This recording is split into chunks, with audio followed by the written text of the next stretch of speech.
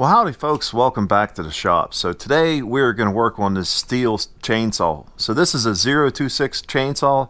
Apparently they're a pretty nice chainsaw. The history of this, someone had given it to me years ago. I never even looked at it. I put gas in it at that time, tried to start it, it wouldn't start. I should say that differently. It started, but it wouldn't stay running. So recently, this has probably been 5 years ago, so recently I pulled it out of the shed and said, you know, I either keep this thing, fix it, get it running, or I get rid of it. So the reason why I never messed with this is I have my other big saw, and I already have a little saw, and then also have an electric one. Well, I never really had a need for this, and I still really don't, but I cannot see this thing sitting on the shelf any longer. I either do something with it, like I said, or get rid of it. So this is actually a pretty nice saw. So it'll be a nice intermediate saw for what I have. So I have a saw that probably has I think it's a 12 or 14 inch blade on it. And then my other big saw, either it's a Stihl as well, it has either a 20 or 24 inch blade on it. And that guy is a 038 AV. I mean, that's a nice saw. I really like that saw. It does everything I want it to do. But it's, you know, it's big and heavy, and if you're not cutting a lot of firewood, really, it's not worth getting out. So I'm thinking maybe I'll use this as my intermediate saw for maybe clearing the paths up around the cabin and on the property here. So that's the plan. So it looks really dirty. I've noticed a few things, but I went ahead and ordered some parts already. And I tell you why is because I already somewhat looked at this. I didn't go into it crazy. I'm going to assume the carburetor needs rebuilt regardless, period. The fact that it's been sitting forever, the way it was running before, and whenever I tried to start it again, the way it acted.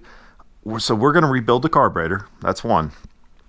The fuel line that comes out of the tank, it's either dry rotted, shrank, whatever.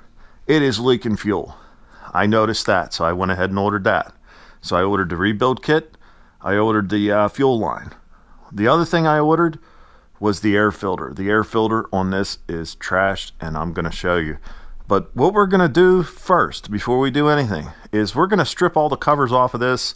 Not everything down to, you know, the bare block here, but we're going to take everything fairly apart.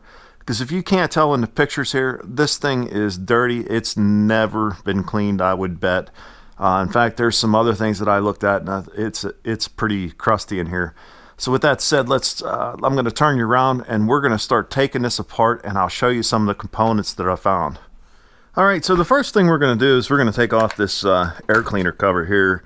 And this side of it here doesn't really look that bad, so this was clean. But you can see the air filter here. It's pretty dirty. And if you didn't notice, look, there's tape on the top of this. So I don't know what the person prior to this was doing or what happened here, but if you take a look, this is tape, and I'm assuming this is why. So the glue had come loose. I don't know if that was it or if it was dropped and this got hit, but you know, that would have been busted up too. But regardless of the case, it's actually cracked down through here too, so that tells me it got hit or something, which is common. So regardless, that thing is junk, period. All right, so you can see there's a lot of dirt and crust down inside here. We're going to go ahead and take this cover off here and see what it looks like underneath here. And okay, well, it's a little crusty under here, but not terrible. But yeah, that all looks good. So we're going to go ahead and take this cover off.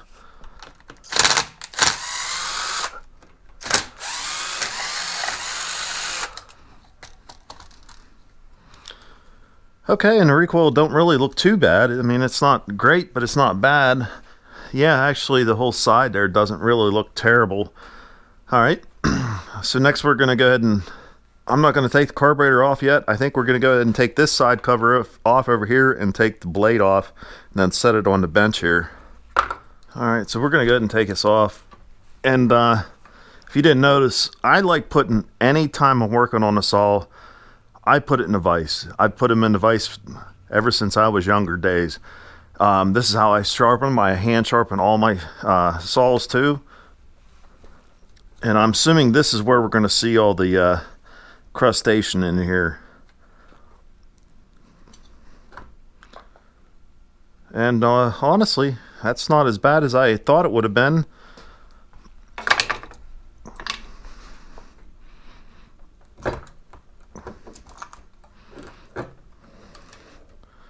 Yeah, it's really not as bad as I thought. But I'm going to go ahead and get everything cleaned up regardless. If I'm going to keep this saw, like I said, I'm going to get it cleaned up. And then I usually brush my saws out at least once a year. Alright, I think that's all farther I'm going to take it down. I'm not sure. But you can see it's fairly crusty back in here, but it's not terrible. On this side here, you can see it's not terrible. So I think I'm going to leave it there as it is for now. I'm also going to check the exhaust. You always, at least I always do, is check the exhaust ports and make sure they're not plugged up. And I didn't take the carburetor off yet because while I'm cleaning this, I want a little bit of protection on the ports here. That's the same thing with the exhaust. I'm not going to take it off just yet because I want to make sure that some of that's somewhat protected yet.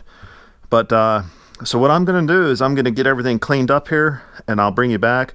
And really all I'm going to do is use probably hot water. I'm going to also use some brake clean and that kind of stuff. And that's all I'm going to use to get this cleaned up. I might not even have to use hot water. We'll see how it goes. But I'm going to brush everything off first, and then I'll start just getting everything wiped down. So let me bring you back once I get everything cleaned up. All right, guys, I got all the parts cleaned up. So there's most of the parts there, and then the saw is over here.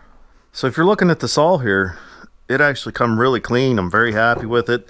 It actually looks pretty much not used now. Very happy with the way it come out clean. One of the things I do want to point out is I did check the exhaust port since it was there. In fact, whenever I cleaned this area here, there was corn and stuff stuffed up in here and a lot of debris, and I'll attach that picture above here. But one of the things I did notice is whenever I did take the muffler off here, is normally there's a baffle in here. So someone had modified this already before, which I'm okay with, because normally there's a baffle on this piece of metal and it blocks this port a little bit. And then this guy here was opened up too. So this is definitely modified. Like I said, I'm not going to complain about it. I'm actually all for it. So what we're going to do first, believe it or not, is I'm going to put the saw somewhat back together before we start taking apart the carburetor and stuff. So I didn't take any of the carburetor off because I didn't want any debris and stuff getting in there for me washing everything. So the first thing I'm going to put on is the blade, and the main reason why I'm going to do that is so that it holds the saw in the vise for me so I can work on it. So with that said, let's start getting that part of it assembled. Okay, so I did clean the bar and inspected everything, and everything seems to be somewhat decent shape. It's actually in better shape than I thought it would have been. So we are going to basically reuse everything on this end. And we're going to use this guy here and tighten up the chain a little bit here. Alright, so that'll hold the chain on for us. And that's one of the things that Stihl does, is they have these little clips right here that actually helps hold the bar on for you. That's a very nice feature that Stihl does. And then this cover, like I said, I cleaned it up. It would come out really nice. I thought I had the ratchet down here. Alright, so now that I got it together this far, I'm going to go ahead and get it in the vise, because now it'll support itself, and then I can also adjust the chain and everything while it's in the vise. Alright, and here's what I meant. So all I'm going to do is lift up slightly, put the screwdriver in here, and we are going to tighten this chain up to about there. And there you have it. So now I'm going to go ahead and get all these other covers put on, including the muffler. So here's the muffler housing. We're going to slide him back in here. Get him snugged up. Usually I can get a hold of that gasket in there, but I don't think I'm going to, so I'll use a pick here, bring the gasket up, line him up, and then we'll get our other screw put in. All right. So I'm going to hand tighten those. I never like putting anything together with using impacts. That's just me. So I'm going to go ahead and get the Torx. And I wanted to point out, a lot of people I saw were saying that use a number 25, but it's actually a number 27 Torx.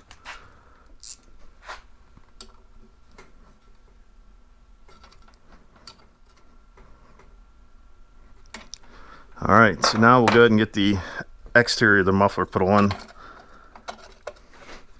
Them guys have a little bit hard time clipping in. A little tap will get it. All right, so the next thing we're going to do is we're going to go ahead and put the recoil on. All right, so this guy slips up underneath here. And that's kind of nice because that'll help hold it there for us. And we'll go ahead and get these started. And keep in mind that this one here is a different style. It has a sleeve that goes over top of it for the brake.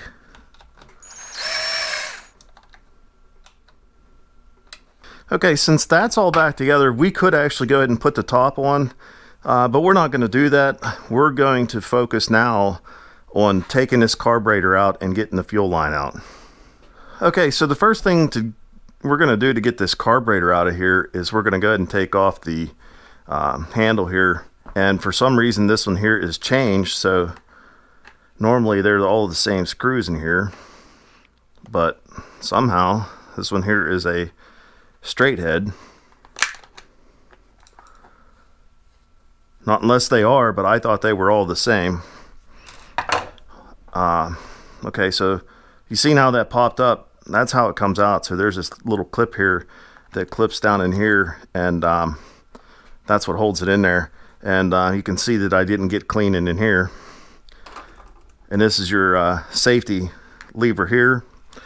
But you can see how this popped off no problem. So now we got this linkage loose.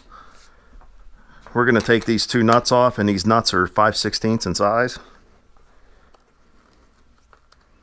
Okay, so once we got those off, next thing we're going to do is we're going to try to get a pair of pliers in there and pull that fuel line off.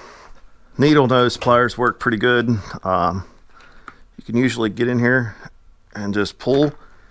And well, you can already tell what the problem is with the fuel line. Like I said, it was leaking pretty bad. Well, it's deteriorated completely. So glad we got a new one on order.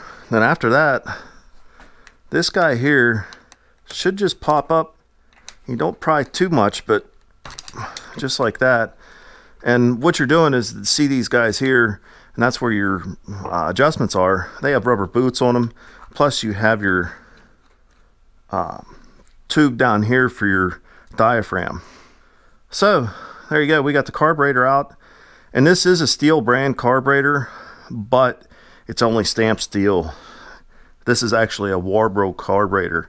And on the side here, and I made sure of this because I found out that some of them actually are different. At least from what I read. I don't know that personally. But right on the side of it here, you can probably not see it there, but it says WT 194. So the kit that I ordered, I went ahead and made sure that this was a Walbro carburetor and it was the WT series.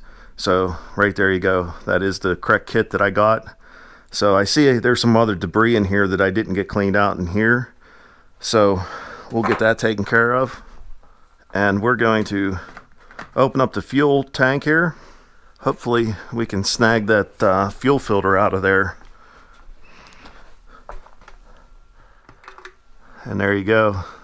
The fuel filter doesn't look too bad, but that's kind of interesting. I've never seen the hoses deteriorate that much. So, but anyway, so what I'm going to do now is I'm going to go ahead and get this area cleaned up.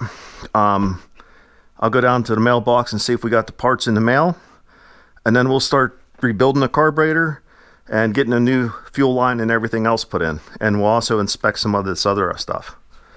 So hang tight and we'll be right back. All right, folks, so we got some parts in. So there's our fuel hose. Here's the carburetor rebuild kit.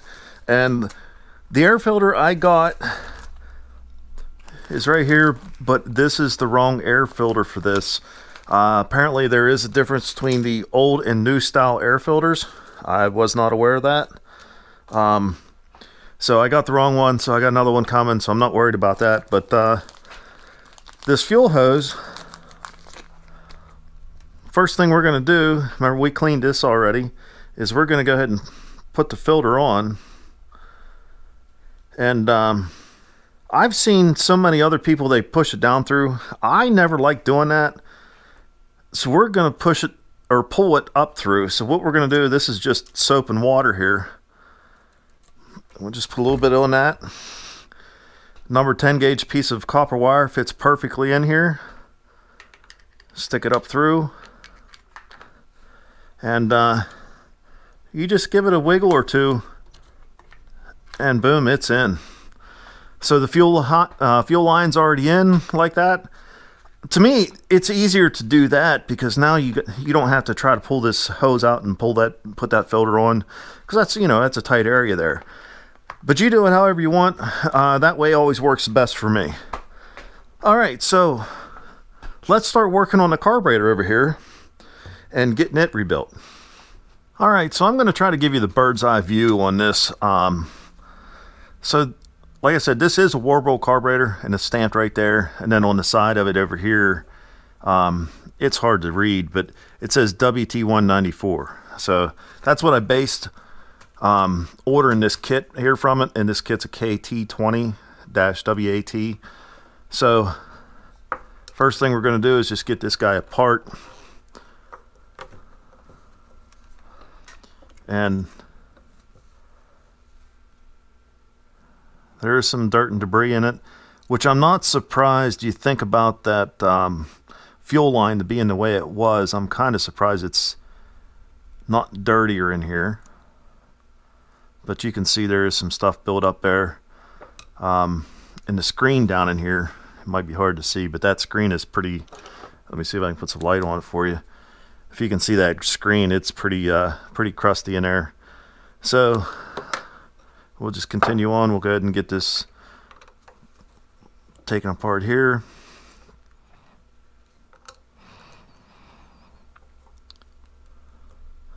I'm not sure the level I wanted to take this apart, but after seeing that, there you go.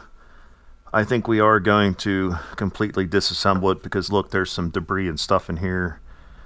This is vented to the atmosphere anyway, so it's not really that big of a deal. But this is your diaphragm, and we'll just go ahead and peel him off. So what I've seen in the past is this diaphragm gets so brittle and hard that it doesn't really pump anymore. So that guy's what puts the fuel down inside this thing here, and these are basically reed valves. And I've seen these get brittle to the point where they no longer move either. So we're going to go ahead and take the needle out. So right here's your needle and your rocker. It doesn't look too bad. I am looking here and there's debris on that. I'm not sure exactly why. But so the next thing we're going to do is, I don't know if this comes off. Yeah, so that comes off. And that needs cleaned underneath there. So this is your high and low needle jet. So what we're going to do, because I'm not sure exactly where these are set at, we're going to lightly turn them in. So that's a half. There's one. And it feels like 1 1/4.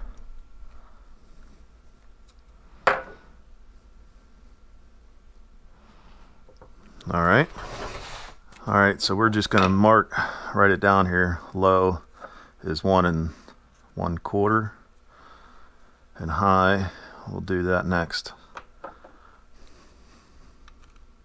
Half, 1, looks like 1 1/8.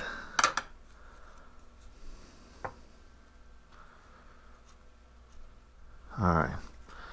Then we'll go ahead and get him removed. And whenever you're doing this, you don't crank it tight to the bottom.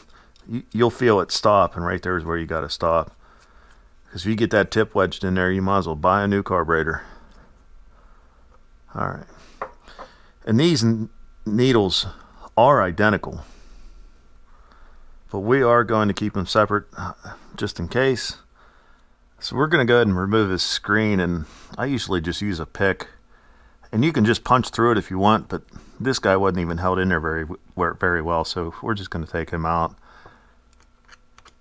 And you can see there's kind of debris and stuff in there. And I may take this plug out. I haven't decided yet. But all you do to clean it basically is you run, I usually use carb cleaner, brake cleaner, and I make sure I spray in every single hole and then make sure I can see it come out wherever that location may be. So, alright guys, and this is what I was meaning, is spray every hole just like that, and you can see it come out those two, and it also come out a hole inside here. So that's how I usually clean them. Same with everything else here. If there's any passages or whatever, make sure you spray them out good.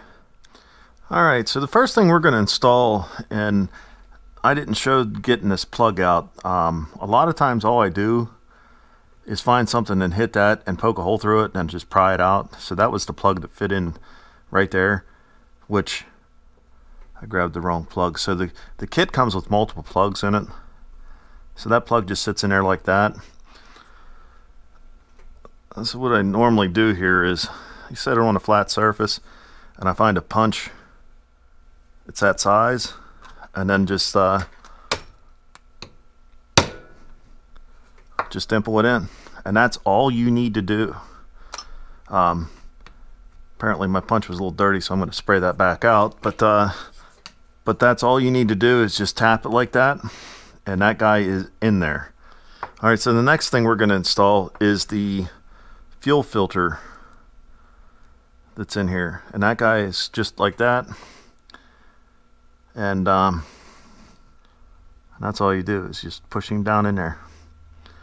So now that the screen's in there, we can go ahead and start reassembling. So I'm going to start on this side here. So we got a new needle and the pin and this guy here. So we don't get a new spring, so I washed that spring off. That spring goes right down in there. And there's the problem with having big hands. Alright, so we got everything in the tweezers. Hopefully we can drop this guy down in here. And I think I got it. So here's our screw. Alright, so I'm just making sure that the spring sat down on there right before I tighten it down. It actually does look like it's right. So then we'll go ahead and get this guy tightened. Alright. Alright, so next we might as well go ahead and get this all closed up here. Alright, so here's our old one. Here's our new one. We're going to go ahead and use this gasket here. It gave us a couple different options here. It really doesn't matter which one.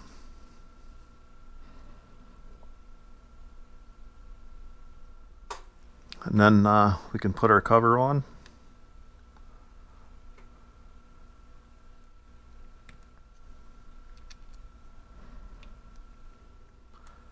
And then we'll get him snugged up here. And these don't have to be extremely tight either. So we'll go ahead and get our needles, or our needle valves put in here. And we'll go ahead and get them in. So remember, this was 1 1/8.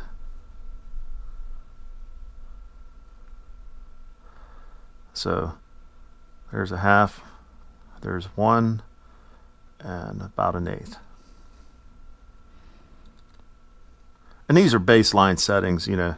We'll probably adjust it whenever we get out running it, if we need to. So this is 1 1/4, so there's a half, there's 1, and then 1/4. All right, so we'll go ahead and put this guy back on. Actually, I don't remember which direction he went on. I believe it was this way.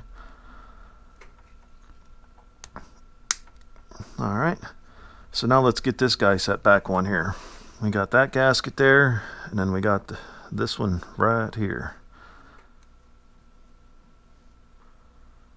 Just like that.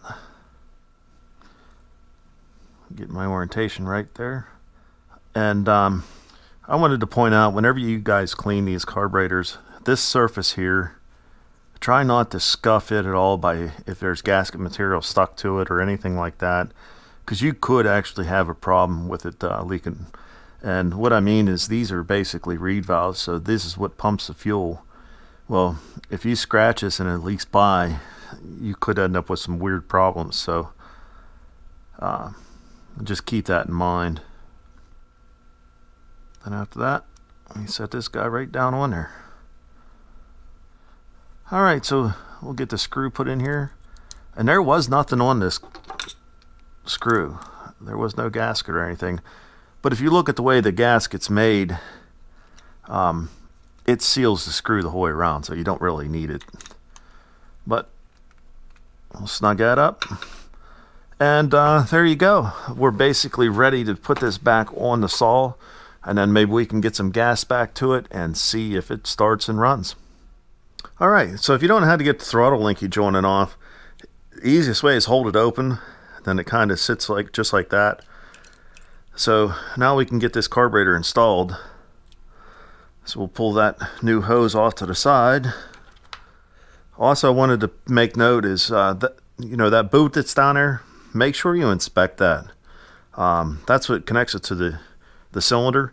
Make sure there's no cracks or anything in it, because you could have problems there. I'm gonna grab some pliers here. That impulse tube is trying to catch me. There we go. Alright, so that's pretty much it there. Next, we'll just go ahead and get our two nuts on. We'll go ahead and get our fuel line on too.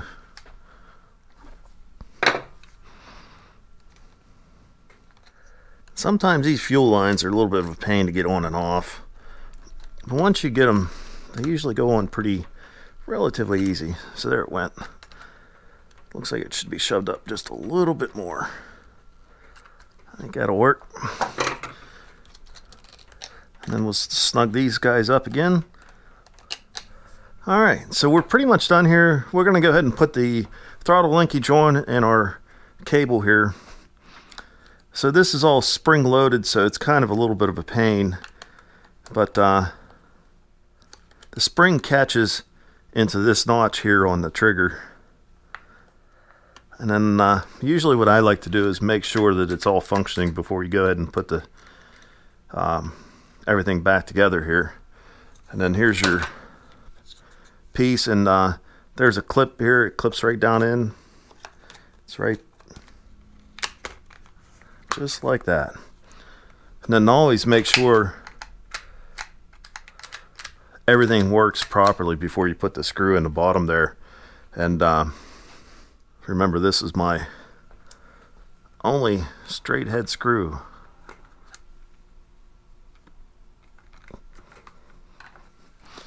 Alright, next we want to get this here cover installed.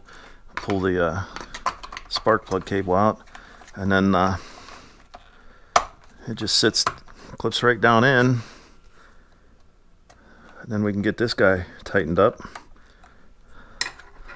And I did check the spark plug earlier, and it still looks alright, so we're going to run with it and see how it does. If I have a new one if I need to put it in. But so now we're down to the air filter, and there is where we run into a problem, because the air filter I got is not the correct one. So I am going to go get a new one, and then let's go test this out. Alright guys, I finally got the saw back together. So I reordered the air filter that I kind of screwed up on when I ordered it the first time. It went in perfect, so I have that. And that's all I needed to get this all running. So I did already get this all up and running. Whenever I did start it for the first time, it didn't have the low end. It was kind of missing there, and so I had to readjust the carburetor just a slight. Remember I said whenever I took this apart, so someone already did the exhaust mod to this, and all that is just taking basically the guts out of the inside of the muffler there. But other than that, the saw has been running great. It starts super easy. I already had this saw running earlier today, so it's probably going to start relatively easy. But anyway, let me get to it. Let me cut a few pieces of this wood here for you so you can see it, and then we'll finish up this video here.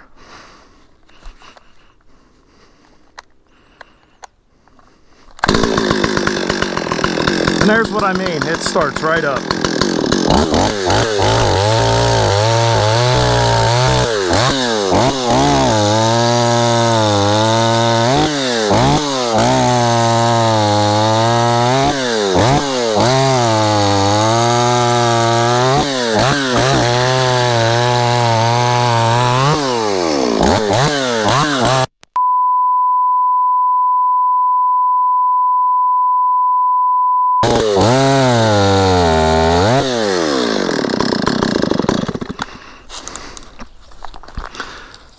All right, guys, well, there you have it. Keep in mind too, I usually never ever cut in shorts. This is just a short video to show you the saw I got back up and running. Usually wear earplugs, and obviously I still have safety glasses on, but so keep that in mind. I always recommend it. But you can see that this saw cuts extremely well. I did touch it up whenever I had it into the shop down there. It didn't really need much touched up on it, but I tell you, this is a good saw. I'm glad I got it up and running. This will be a great saw to have around the house. It's kind of in between my small and my big one, so this has actually been my go-to saw lately because it starts so easy. So with that said, guys, I'll leave the part number for the air filter and some of the other stuff in the description down below, and hope you learned something, and until next time, take care.